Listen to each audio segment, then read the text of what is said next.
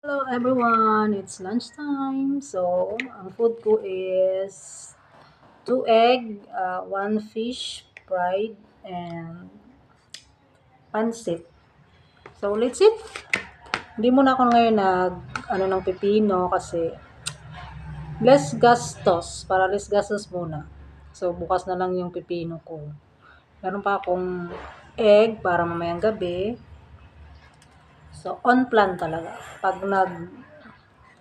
diet ka. Anyway guys, this is my first meal after 18 hours. So 18 hours na tayo ngayon, hindi na 16 hours. Nakakaya na natin ang 18 hours. So, first, subo.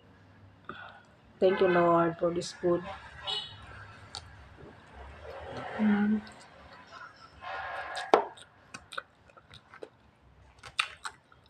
Harap.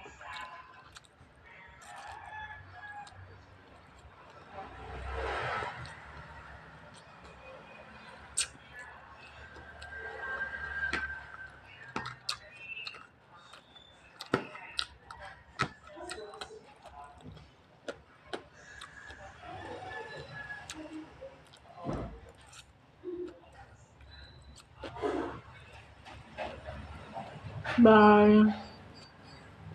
Kain na rin kayo.